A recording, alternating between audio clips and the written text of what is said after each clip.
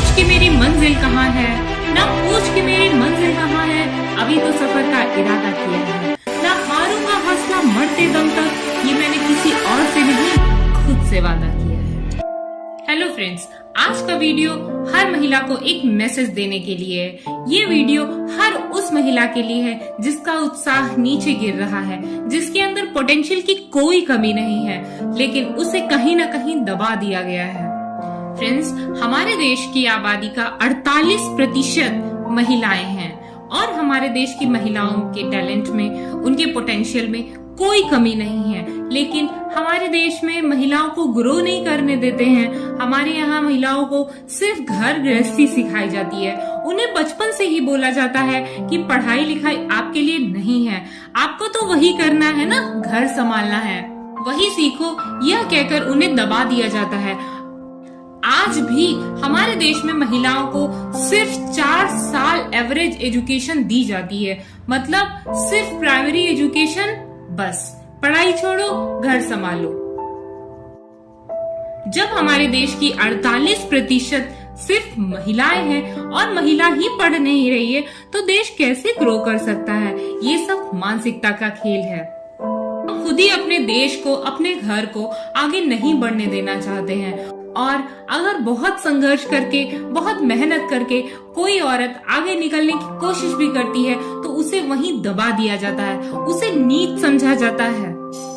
अरे भाई, औरत को नीच समझने वालों, आंखें खोलो, आंखें खोलकर देखो, तुम उसी देश में रहते हो जिसने इंदिरा नूई दी है, जिसने कल्पना चावला दी है, अरे भाई जिसने अरुंधति भट्टाचार्य को पैदा किया है, जिसके स्लम से कल्पना सरोज निकली है। जी हाँ फ्रेंड्स, एक ऐसी औरत जिसे पढ़ने का अधिकार नहीं मिला, 12 साल की उम्र में उसकी शादी कर दी गई। ससुराल में उस 12 साल की लड़की ने मार खाई, गाली खाई, उसे खाना नहीं मिला। आखिर में 6 महीने में ही वो थक गई, हार गई और अपने घर वापस आ गई। घर आकर भी उसे ताने मिले, समाज से वो लड़की बहुत दुखी हो गई और उसने खुद को खत्म करना चाहा और जहर पी लिया, और मृत्यु से भी उस लड़की ने बहुत संघर्ष किया और बच गई। लेकिन बचने के बाद भी उसे सुनना पड़ा कि मर जाती तो क्या होता, तुम्हारे पिता की इज्जत का क्या होता। लोग तो यही कहते ना कि कुछ तो ऐसा किया होगा ना कि मरना पड़ा। उस दिन उसने सोचा, अगर मरने पर भी ऐसा होता है तो मुझे जीना होगा। उसने बहुत मेहनत की, अपने घर वालों को बहुत मनाया, जिद की, मरने की धमकी तक दी, तब वो मुंबई आ पाई। यहाँ आकर वह झोपड़पट्टी में रहने लगी और एक होजरी मिल में धागा काटने का काम करने लगी, और पैसे मिलते थे उसे 2 रुपए रोज का, मतलब 60 रुपया महीना। जी हाँ फ्रेंड्स, 60 रुपया महीना। इसी बीच उनके परिवार पर पहाड़ टूट पड़ा, उनके पिता की नौकरी चली गई और पूरे परिवार की जिम्मेदारी कल्पना पर आ गई। उनका पूरा परिवार कल्पना के साथ मुंबई आकर झोपड़पट्टी में रहने लगा। इसी बीच उनकी बहन काफी बीमार रहने लगी और इलाज के अभाव में उन्हें छोड़कर चल बसी। उस दिन कल्पना बहुत दुखी हुई और उन्होंने सोचा कि दुनिया में सबसे बड़ी बीमारी गरीबी है और मैं इस गरीबी को अपने परिवार से दूर करके रहूंगी।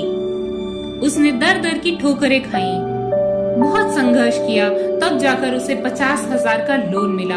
उस लोन के पैसे से उसने एक बुटीक खोला और एक फर्नीचर का छोटा सा बिजनेस शुरू किया।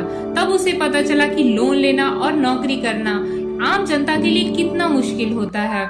ये सब सोचकर उसने एक संगठन बनाया और लोगों की मदद करने लगी। इससे लोगों में उसकी काफी पहचान बन गई और उसका बिजनेस भी ठीक ठाक चल रहा था। एक दिन कल्पना के पास एक आदमी 2.5 लाख रुपए में अपना प्लॉट बेचने के लिए आया। उसे पैसों की बहुत जरूरत थी। उसकी जरूरत को देखकर कल्पना उसे मना न कर सकी और पैसों का कहीं से इंतजाम करके 1 लाख रुपए उसे दिया और बाकी का पैसा बाद में देने को बोला। बाद में कल्पना को पता चला कि वह जमीन विवादित है और कोर्ट में कई केस उसके अगेंस्ट पेंडिंग है। 1.5 साल काफी मशक्कत करने के बाद उस जमीन का विवाद सुलझाया और अब कल्पना रातों रात 50 लाख की जमीन की मालकिन बन चुकी थी।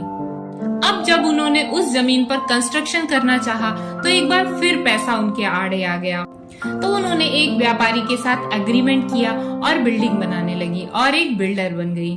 लेकिन हमारे समाज को यह कब मंजूर था कि एक औरत इतना आगे बढ़ने लगे, तो लोगों ने उसे मारने तक की साजिश कर डाली, उसके नाम की सुपारी लगा दी गई। लेकिन इस स्थिति से भी वह डरी नहीं, आगे बढ़कर इसका सामना किया और आखिर में गुंडों को पुलिस ने पकड़ लिया और उन्होंने एक लाइसेंसी रिवॉल्वर भी ले ली। कल्पना का कहना था कि उन्हें बाबा अंबेडकर की इस बात पर पूरा विश्वास है कि 100 दिन भेड़ की तरह जीने से कहीं अच्छा है एक दिन शेर की तरह जिया जाए। कल्पना की मेहनत और संघर्ष को जानने वाले उनके मुरीद हो गए और मुंबई में उन्हें काफी पहचान मिल गई। इसी जान पहचान के बलबूते कल्पना को पता चला कि 17 साल से बंद पड़ी कंपनी कमानी ट्यूब्स को सुप्रीम कोर्ट ने उसके कामगारों से शुरू करने को कहा है। कंपनी के वर्कर्स कल्पना से मिले और कंपनी फिर से शुरू करने की अपील की। ये कंपनी कई विवादों के चलते बंद पड़ी थी। कल्पना ने वर्कर्स के साथ मिलकर मेहनत और हौसले के दम पर 17 साल से बंद पड़ी कंपनी में जान फूंक दी। कल्पना ने जब कंपनी संभाली तो कंपनी के वर्कर्स को सालों से सैलरी नहीं मिली थी। कंपनी पर लगभग 161 करोड़ का कर्ज था। कंपनी की जमीन पर किराएदार कब्जा करके बैठे थे। मशीनों के कलपुर्जे या तो जंग खा चुके थे या तो चोरी हो गए थे। कई मालिकाना और लीगल विवाद भी थे।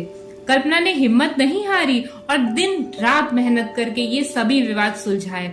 आज उसी कमानी ट्यूब्स का टर्नओवर लगभग 9,000 करोड़ तक है। कल्पना सरोज को पद्मश्री सहित कई सम्मान मिल चुके हैं। हालांकि उनका इतिहास कोई बैंकिंग लाइन का नहीं रहा है, फिर भी उन्होंने कंपनी को इतने अच्छे से संभाला है कि सरकार ने उन्हें भारतीय महिला बैंक के बोर्ड ऑफ डायरेक्टर्स में भी शामिल कर लिया है। देखा फ्रेंड्स, किस तरह एक लड़की ने सिर्फ अपने आत्मविश्वास और सच्ची लगन से फर्श से अर्श तक पहुंचने का सफर तय किया।